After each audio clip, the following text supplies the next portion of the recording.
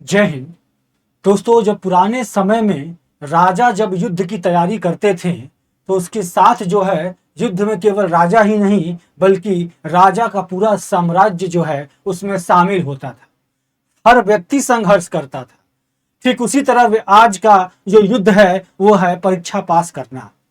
सरकारी नौकरी लेना। और सरकारी नौकरी की तैयारी जो है एक विद्यार्थी करता है, लेकिन उसके साथ जो है उसका परिवार पूरा संघर्ष करता है, उसका समाज संघर्ष करता है ताकि वो लड़का वो लड़की जो है वो सरकारी नौकरी लेकर जो है अपने परिवार को आगे बढ़ा सके। राजस्थान सिविल जज का एग्जाम जो है उसका मेंस का रिजल्ट जो है 1 अक्टूबर को आया और 1 अक्टूबर को आने के बाद जो है अभी 16 अक्टूबर से इंटरव्यू होने की जो है जो डेट भी जो है वो घोषित कर दी गई है। लेकिन दोस्तों, इसी के बीच में जो मेंस की रिजल्ट है उसके अंदर कई सारे बड़े बड़े जो है वो जो उसके अंदर अनफेयर होने की संभावना जो है वो देखी जा रही है। और इसी के लेकर जो आज का ये पूरा का पूरा सेशन है जिसमें जो केस है उसके बारे में डिस्कस करूंगा। Sonal Gupta and other versus registrar general of Rajasthan high court Jodhpur जो है ये मामला है।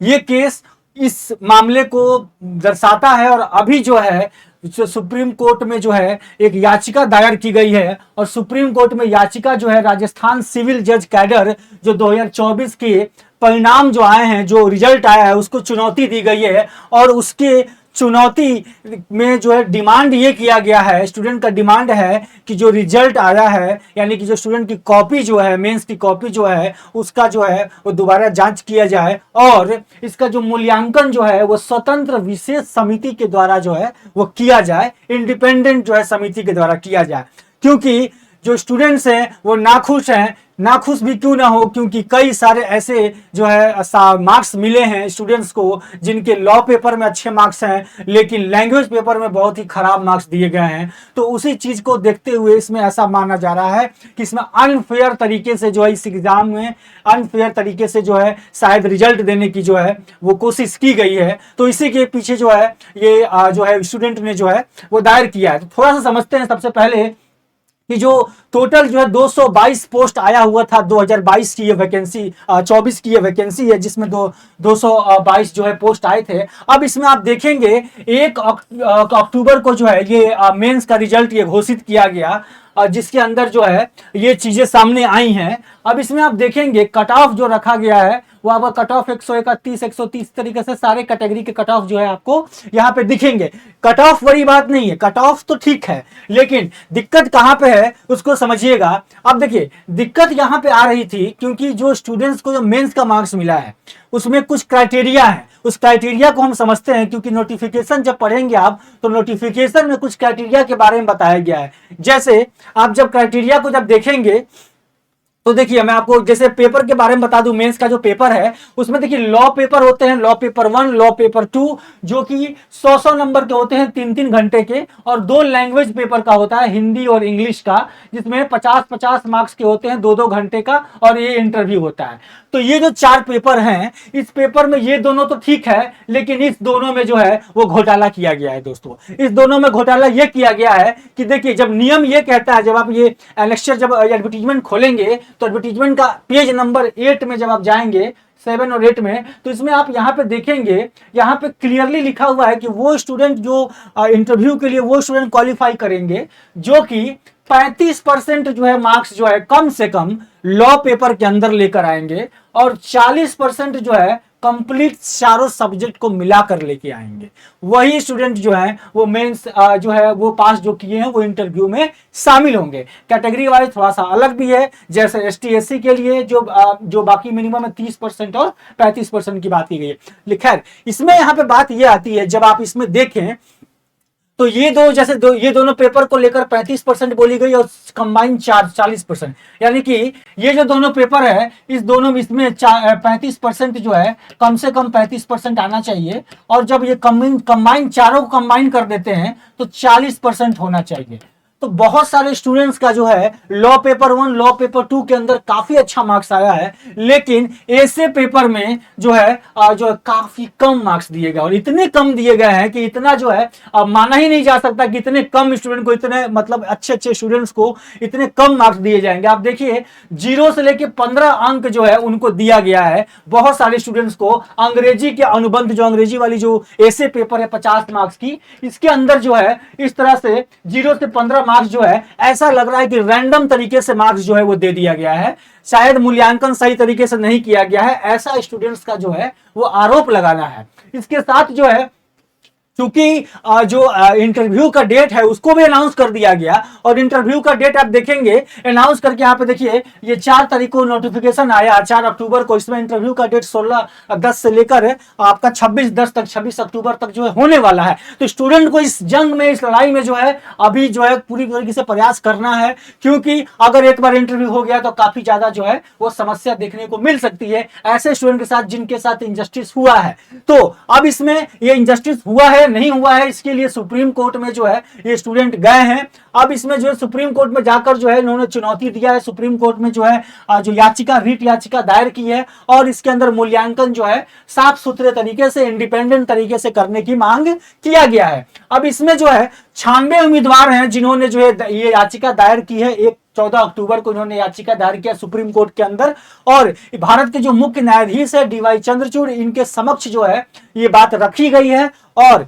इसके साथ वकील ने तत्काल जो है अनुरोध किया है, कहा है कि साक्षात्कार 16 अक्टूबर से शुरू होने जा रहा है, तो CGI इस मामले को जो है, यानी सुप्रीम कोर्ट इस मामले को जल्द से जल्द सुने, ताकि जो है इस पे जो है जो स्टूडेंट के साथ यहाँ पे परेशानी हुई है, उनके साथ अन्याय जिनके साथ हो रहा है, उनके साथ जो है अन्याय ना हो और उनकी जो है जिंदगी को बचाया जा सके। तो ये जो मामला है पूरा का पूरा, इसके अंदर साथ में जो है केस को भी एक कोट किया गया है। उस केस को थोड़ा देख लेते हैं,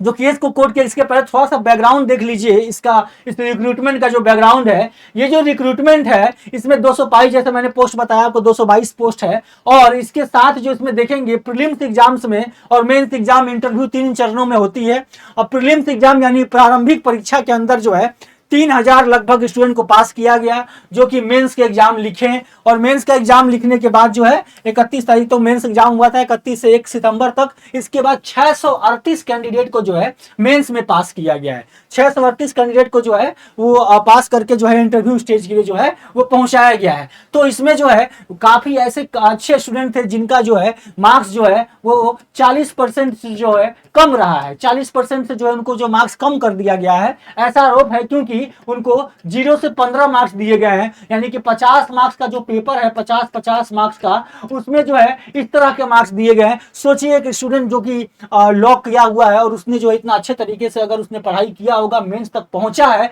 तो कहीं ना कहीं जो है उसके अंदर जो है इतनी तो जागरूकता होगी, इतनी तो नॉलेज होगी उसके पास कि वो एक आध दो ऐसे जो है अच्छे तरीके से वो लिख सकता है।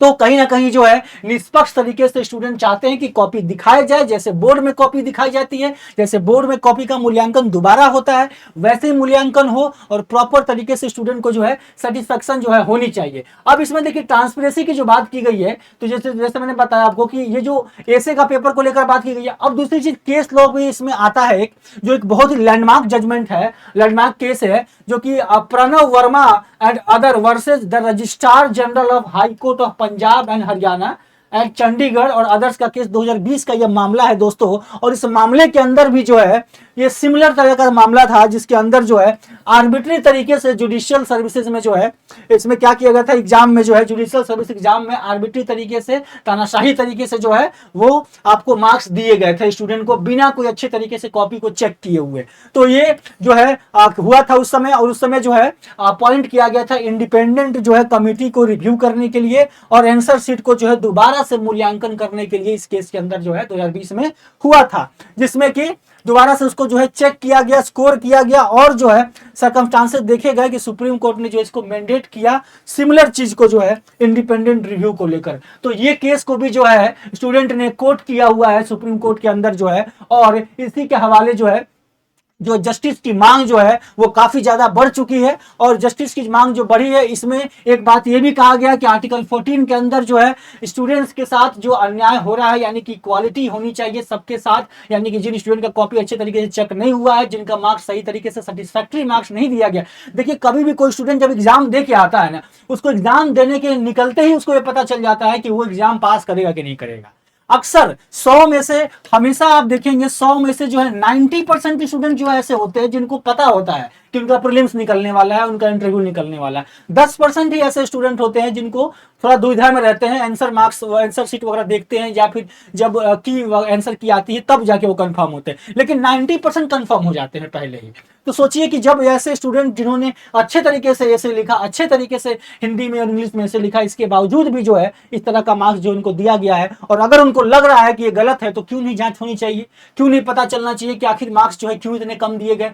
कहां पे काटे गए, मूल्यांकन कैसे गलत हुआ, यानी कि किधर कितने मार्क्स काटे गए, पता चलने चाहिए। तो यही चीज जो है डिमांड कर रहे हैं स्टूडेंट, और कह रहे हैं कि पूरी तरीके से ट्रांसपेरेंट होना चाहिए और ये अन्याय रुकनी चाहिए, ताकि स्टूडेंट के साथ, स्टूडेंट की जिंदगी के साथ खिलवाड़ ना हो, क्योंकि कई 100 स्टूडेंट्स हैं जो कि इसके अंदर जो है इस चीज को झेल रहे हैं। तो आशा करता हूं कि ये जानकारी आपको पसंद आई होगी, और अगर आप जुडिशरी की तैयारी कर रहे हैं तो आप जो है हमारे जुडिशरी के साथ, आप टेक्स्ट बुक जुडिशरी के साथ जुड़ सकते हैं। इस वीडियो के डिस्क्रिप्शन में जाइए, एक आपको लिंक मिलेगा और वहां पे जो है आपको एक फॉर्म मिलेगा, उसको भरिए, हमारी टीम आपसे कांटेक्ट करेगी, और जो है हमारे यहाँ पर जो है आप